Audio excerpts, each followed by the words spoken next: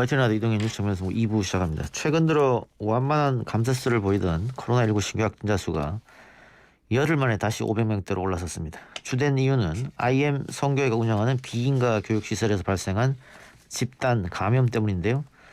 청취자분들도 아마 뉴스를 통해서 IM 성교회라든지 IM 국제학교, TCS 국제학교 이야기 많이 들어보셨을 겁니다. 이 기관들이 도대체 어떤 것이고 서로 어떻게 연결되어 있는지 궁금증 풀어봅니다. 교회개혁 실천연대 이현주 사무국장 연결하겠습니다. 국장님.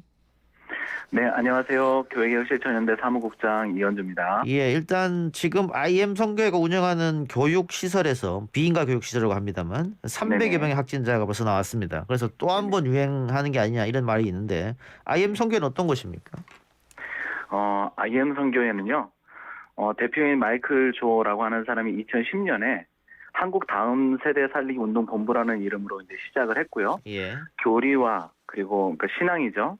신앙과 영어를 결합시켜서 교육 사업에 뛰어들었던 사람입니다. 예. 짧은 시간 안에 호응을 이끌어내면서 무섭게 성장했는데요. 그 성장하는 시기가 2019년, 2020년을 넘으면서 무섭게 성장했더라고요. 예. 그러니까 그 어린 학생들을 비인가 시설에서 이렇게 교육시키는데 성교를 목적으로 또 영어를 중점적으로 가르친다 뭐 이런 말도 있습니다. 네네. 물론 무료는 아니고 그 학생들로부터 돈은 받고요, 수업료로. 네. 근데 뭐 소속 교단이 어디냐, 이 마이클 조라는 사람이 혹은 목사 안수를 받았느냐 이 부분에도 의문을 제기한 분들이 많던데 확인하신 바 있으십니까? 예, 교단이나 목사 안수 그런 것들은 확인된 바가 없고요. 예. 그리고 특정 교단에 가입되어 있지 않고 있기 때문에 이런 부분들에 대해서 오히려 방역 지침의 어떤 사각지대가 더더욱 생겨난 것이 아닌가 판단하고 있습니다. 게다가 또 24시간 기숙사 생활을 하니까 더 그럴 텐데요. 네. 규모는 어느 정도 되는 겁니까? 뭐 전국에 걸쳐서 다 있다 이렇게 얘기가 있던데. 네, 규모가 전국적으로 좀 퍼져 있고요. 내용들을 좀 살펴보니까 이미 그 안에서 IM 선교회 이제 내부 홈페이지를 좀 확인해 보니까요. 전국 예. 25개 교회에서 TCS 국제학교 등 연계 교육 프로그램이 운영 중에 있다. 이렇게 이야기를 하고 예. 작년도 그 2020년도에도 캠프가 진행이 됐는데 뭐 2,000명이 모였다라고 이제 본인들은 뭐 발표했습니다. 예. 내용상으로 보면 굉장히 큰 규모가 그 가운데 있었다라고 판단할 수 있겠습니다. 지금 뭐 이렇게 집단 감염이 일어났던 걸 한번 살펴보면 신천지 발이 있었고요. 또 정강훈 목사의 8.15 집회 발이 있었습니다. 게다가 상주 선교센터 발이 있었고 이번에 또 IM 선교회 발이 있었고 이렇게 돼서 특히 인터넷을 중심으로 이 개신교계에 대한 혐오가 상당히 커져가고 있거든요. 네네. 이걸 국장님 비롯한 또 의식 있는 교인들을 상당히 걱정하고 계실 것 같아요. 네네네. 그렇습니다. 예, 말씀해 주시죠. 일단 이제 신앙인이라고 하는 이름으로 근래 이제 교회가 매우 이제 혐오나 배제당하는 경우들을 많이 이렇게 발견하게 되는데요. 예. 신앙인이라고 하는 범죄를 어디까지 생각해야 하는가? 또 교회라고 할 때 교회가 방역 수칙을 지키지 않았다라고 이야기할 때 이 범주를 어디까지로 우리가 좀 보아야 되는가? 일반적으로 교회 다니는 모든 사람들 혹은 일반적인 보통의 교회들도 다 같이 이렇게 한 묶음으로 보는 것은 좀 피해야 된다라고 생각하고요. 예. 방역 지침을 제대로 지키지 않아 문제를 일으키는 부류와 그렇지 않고 방역에 최선을 다하는 분들이 좀 구분되어져서 이야기되면 좋겠다라고 예. 생각을 합니다. 예. 이것은 뭐 시민사회 속에서도 동일하게 구분되는 지점이라고 좀 보입니다. 예. 제가 아까 신천지 또 BTJ 또 정강훈 목사 이렇게 얘기했는데 지금 IM 선교회까지 교회 내에서도 좀 약간 문제와 논쟁을 불러일으켰던 그런 집단이라고 보면 되죠. 네, 그렇습니다.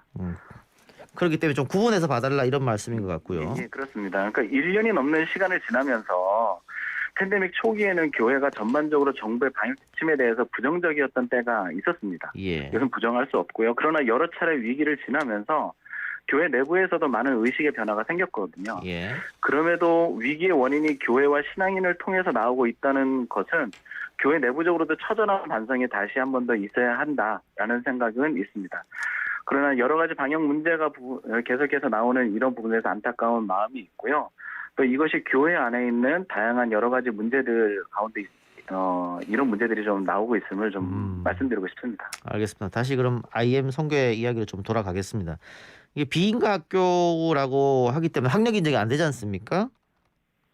네, 보통 뭐 학력 인증제가 이제 안 된다라고 이야기를 하는데 예. 그 가운데서 이제 보면 이제 검정고시를 통해서 이제 학력을 인정받는 이런 과정들을 진행하고 있는 것을 확인했습니다. 그러니까 학력 인정이 안 되니까는 따로 이제 검정고시 준비를 하는 건데 그렇죠. 예, 커리큘럼도 일반 중고등학교하고 다를 테고요. 예. 또 학비도 꽤 비싸다고 들었습니다마는 그럼에도 불구하고 학부모들이 학생들을 이 비인가 시설에 보내는 이유가 있을 것 같은데요.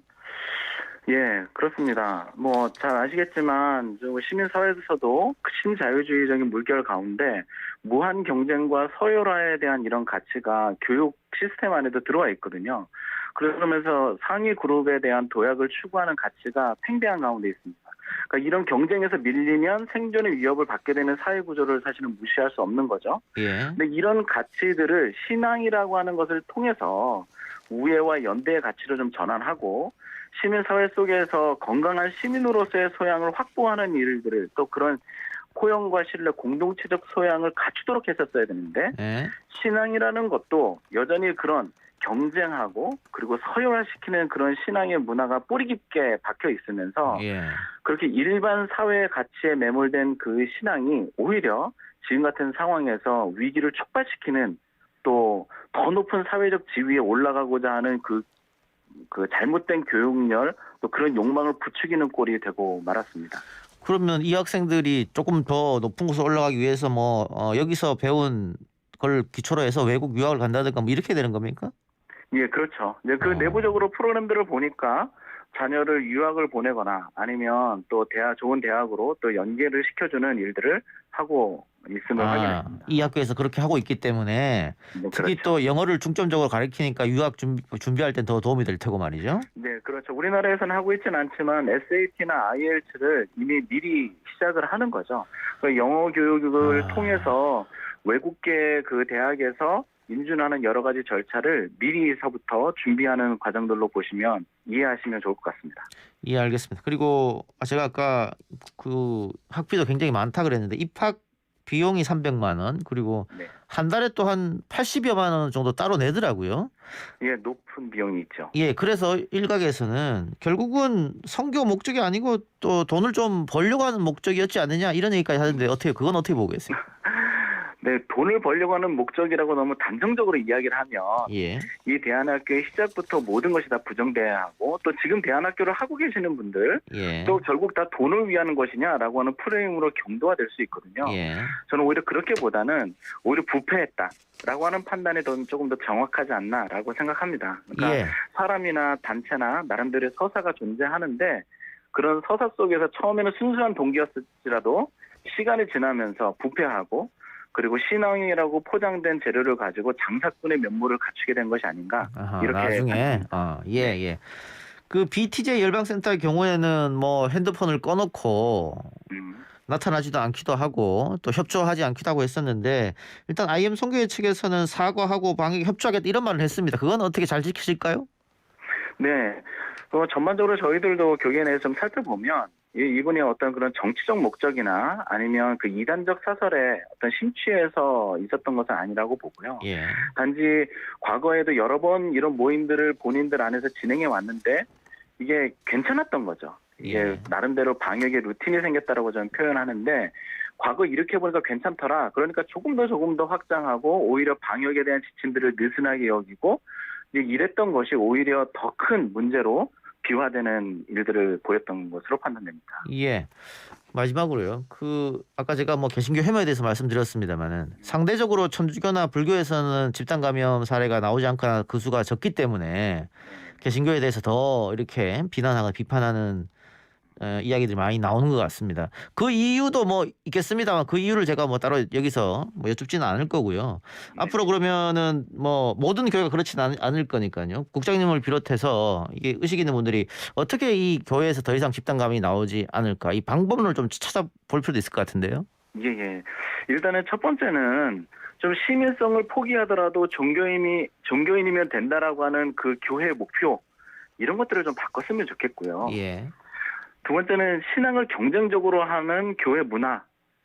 그래서 이 위기 가운데서도 코로나 위험 가운데서도 방역 지침을 지키기보다는 그저 이 위기를 또 이 위험을 극복하는 것으로 자기 신앙을 표현하고자 하는 그런 욕망들을 이제는 좀 바꿔야 되지 않나.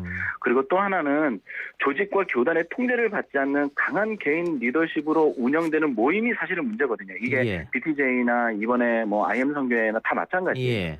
개인의 강한 리더십 때문에 문제가 생긴 거거든요. 예. 그 한 사람이 잘못된 판단과 요구를 통해서 그 모임 안에 있는 사람들뿐만이 아니라 주변 사람들까지 모두를 위험하게 만들고 있다라고 하는 이 사실도 조금 각성하면서 생각을 하고, 그리고 접근에 대한 방향도 어떤 장소적인 문제가 아니라 또 특정한 부류에서만 일어난다라고 하는 것이 아니라 신앙인이 갖는 신앙심이 시민사회의 안전을 위협하는 잘못된 방향으로 향하는 모든 곳이 다 위험하다라고 하는 생각을 가지고 이 문제를 좀 바라보았으면 좋겠습니다. 알겠습니다. 국장님 오늘 말씀 고맙습니다. 네, 감사합니다. 지금까지 교회개혁 실천연대 이현주 사무국장이었습니다.